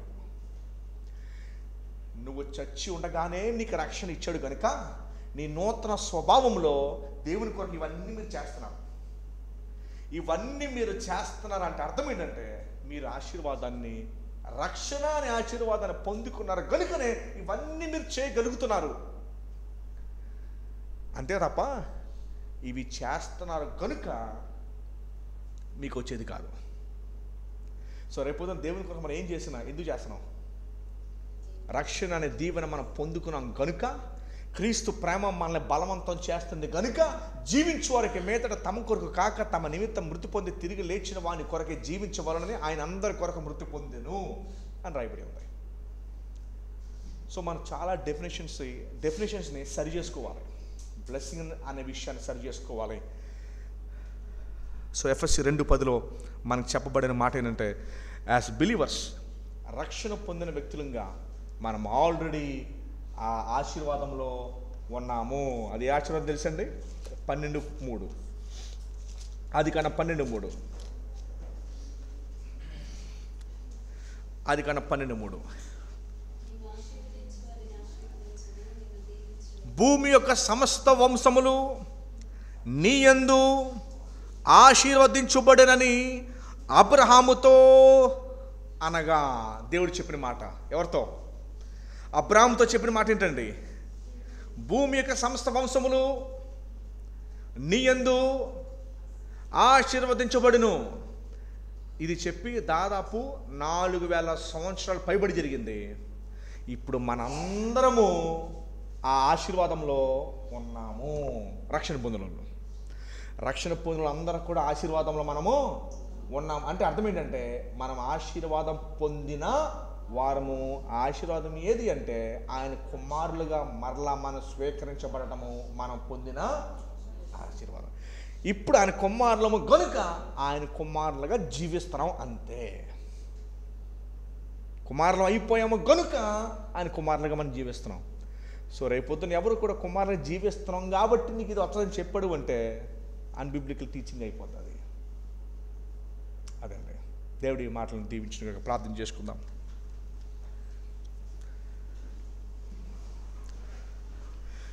మహాపరిశుద్ధుడా, మీకు స్తుతులు చెల్లించుకున్న ఆయన, నీతిమంతులుగా ఎలాగ తీర్చబడ్డాము, దావీదు ఎట్లాగా తీర్చబడ్డాడు అని చెప్పారు. అబ్రహాము ఎలా నీతిమంతులుగా తీర్చబడ్డాడని యూదులకి చూపించాడు. మేము నీతిమంతులుగా తీర్చబడింది మేము చేసిన దాన్ని బట్టి ఎన్నటికీ కాలేము గనుక నువ్విచ్చిన ధర్మశాస్త్రము మమ్మలను క్రీస్తు వైపు నడిపించింది. ఆ క్రీస్తు ఆయన నీతిని పరిశుద్ధతను మాకు ఆపాదించి మమ్మల్ని నీతిమంతులుగా పరిశుద్ధులుగా చేశాడు. నీకు వందనాలు. మమ్మలను అబ్రహాము యొక్క ఆశీర్వాదములో మమ్మల్ని ఉంచినందుకు మేము కూడా దీవించబడిన వారం, మేము కూడా ఆశీర్వదించబడిన వారము. ఇక మీదట ఆశీర్వాద సభలకి మేము వెళ్ళక్కర్లేదు నాయన. ఎందుకంటే మేము ఆల్రెడీ పొందుకున్నాము. ఇంకా కొత్తగా పొందుకునే అవసరంలా మేము. అందుకని ఆశీర్వాద సభలకు మేము వెళ్ళం అవసరంలా. ఎందుకంటే మేము ఆశీర్వాదం పొందుకున్నాము అని అబ్రహాముకి మీరు చెప్పేశారు ఆ మాటని. క్రీస్తు కుమారులం కనుక ఆయనలాగా మేము జీవించడమే, పౌలు చెప్పినట్టు క్రీస్తు ప్రేమ మమ్మల్ని బలవంతం చేసి ఆయన జీవించడమే ఇక మాకు మిగిలి ఉన్నది. అది కూడా ఈ సత్క్రియను మీలో ఆరంభించిన వారు క్రీస్తు దినం వరకు ఆయనే కొనసాగించినాం. మా రక్షణ మీరు ఇచ్చి దాన్ని మీరు కొనసాగించి దాన్ని సంపూర్తి మీరు చేస్తున్నందుకు మీకే లెక్కలేని వందనాలు చెల్లించుకుంటూ, ఈ సత్యాలు మాకు ఇంకనూ తెలియజేయడం ద్వారా ఇంకనూ మా హృదయాల్లో మిమ్మల్ని ఇంకనూ ఘనపరచగలం కనుక అట్టి సత్యాన్ని మీకు ఏది ఇష్టమో అడుగుడి, అది మీకు అనుగ్రహించబడను అని యోహాను 15వ అధ్యాయం 7వ వచనంలో మీరు చెప్పినట్టుగా మీరు బహుగా దీవించబడడం వలన మీరు నా శిష్యులగుదురు, తండ్రి మహింపరచబడతాడు. అదేంటంటే క్రీస్తుని గూర్చిన ఇంకా అత్యధికమైన జ్ఞానాన్ని మాకు దయచేయమని ఈ ప్రార్థన యేసు పరిశుద్ధ నామములకు అర్పించుకుంటున్నాం తండ్రి. ఆమేన్. తండ్రికి ప్రేమ, కుమారునికి కృప, పరిశుద్ధాత్మనికి సహవాసము, ఆయన సహవాసం మన ఎల్లప్పుడూ సదాకాలం తోడై ఉండుగాక. ఆమేన్. ఆమేన్. అందరికీ వందనాలండి.